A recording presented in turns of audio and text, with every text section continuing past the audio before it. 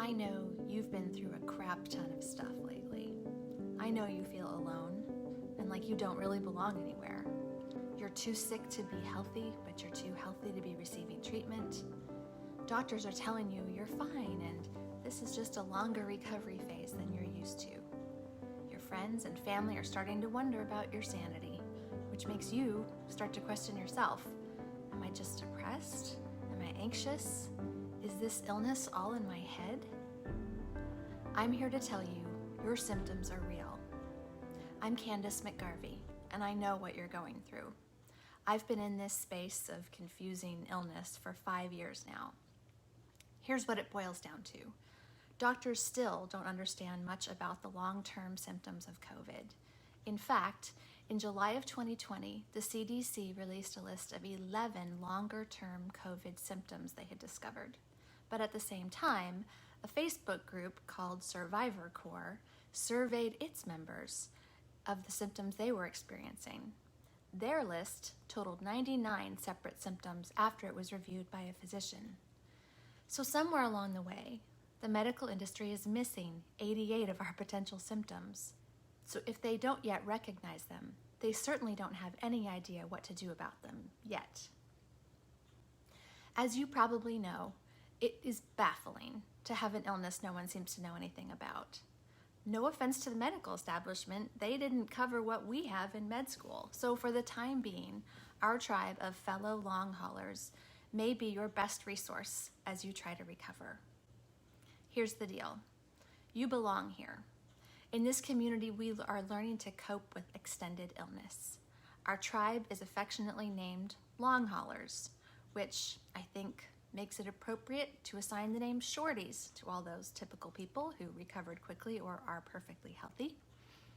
Our guiding principle is this: whether our recovery takes 2 more weeks, 2 more months, or 2 more years, we are not going to assume that our lives are over.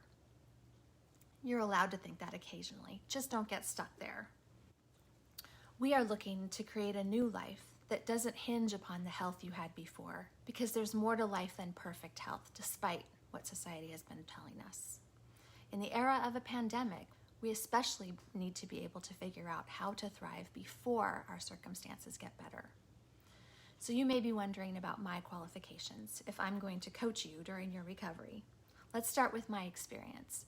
I have been in limbo land with no official diagnosis for over 5 years. My symptoms might sound familiar to you: fatigue, pain, headaches, dizziness, brain fog, and a side helping of more fatigue.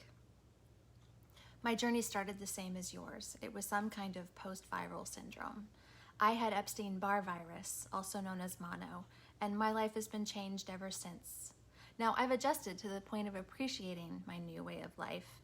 It took some time, and it has been brutal, but my hope is to help you shorten the brutal phase so you can get on with living. I've paid thousands of dollars trying to get a diagnosis because insurance doesn't cover mysterious illnesses with no diagnosis. More on that in another video. I've been tested for everything they can test for, and you know what they came up with? Nothing. Everything looks fine in a lab test, but in the meantime, I couldn't get out of bed without getting winded. I was only comfortable when I was laying down. Sitting up was like a workout. And don't even start with me about the amount of energy it took to take a shower. After a solid year of looking for a diagnosis, I splurged and bought myself 1 week's access to the world of online medical journals. I'm a fact finder by nature, so I enjoyed this process more than is probably socially acceptable.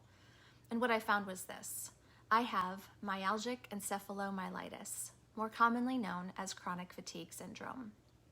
There is no lab test for it yet, and no simple course of treatment yet, but times are changing. Let's talk a bit about the disease name. Just in case you don't have the energy to think about, much less speak the words myalgic encephalomyelitis, here's a shortcut name: ME. In traditional medicine, chronic fatigue syndrome falls into the same category as fibromyalgia, irritable bowel syndrome, and hysteria. Basically, they're all labels doctors give to illnesses they can't define and aren't even sure exist. But there are brilliant minds working to solve the ME puzzle, and good news is on the horizon. I will review the promising research in a future video. But the long and short of it is this.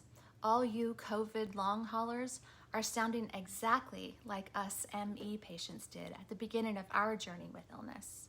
Take heart, because many of us have improved, slowly, but we have seen great improvement, and my hope is to help you do the same. Before we go any further, I want to talk about what I am not. I am not a doctor.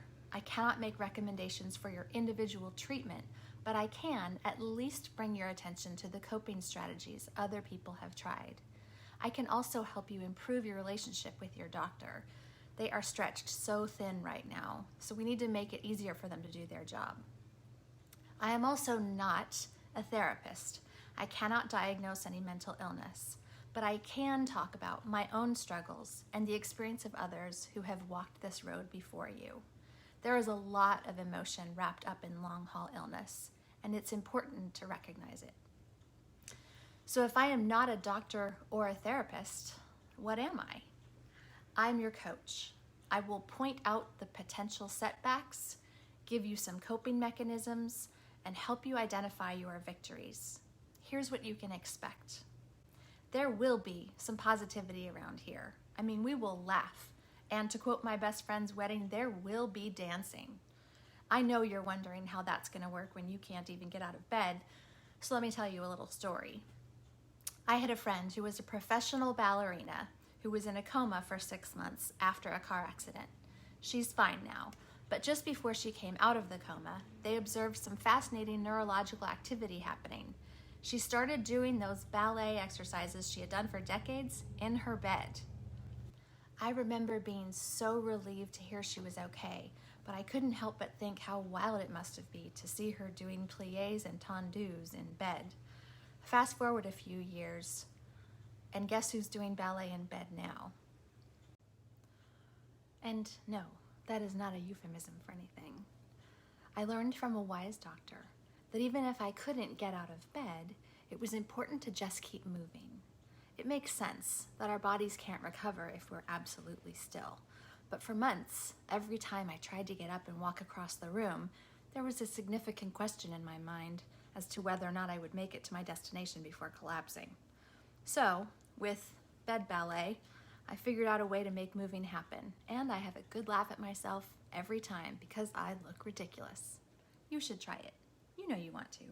And if you do, you may find that in the beginning, you're only able to move for 10 seconds, but that goes in the win column, and one day you will be able to dance longer.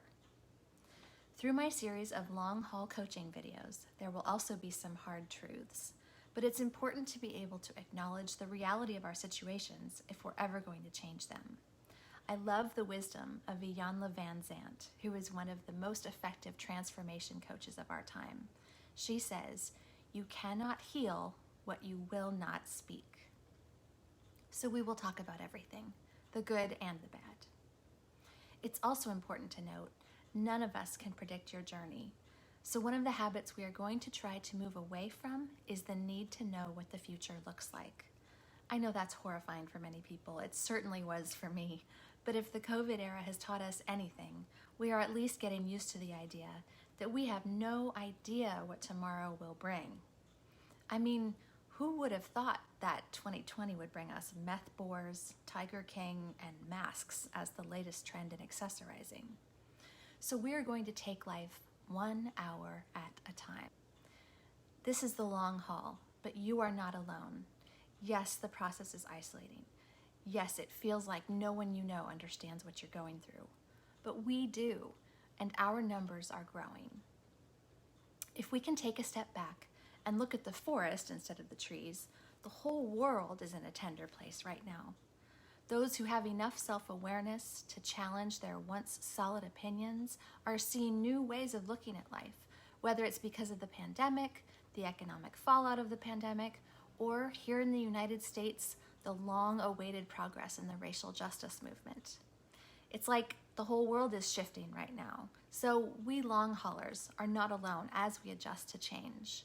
We just have to keep hoping, because there will be bright spots in our future. either through treatments, cures, or just an improvement over time in our conditions. But even without progress in your health, there is joy to be found in the meantime. You will laugh again. Welcome to a place where you can belong. Be sure to tune into my upcoming videos outlining my 6 strategies for long haulers to help you adjust and recover. And please consider subscribing to my YouTube channel. I would really appreciate it, and it will allow you to get notices when new videos are posted. Also, if you know a long hauler who could use some support, please send them the link to this video so they can follow along in our conversation for long haul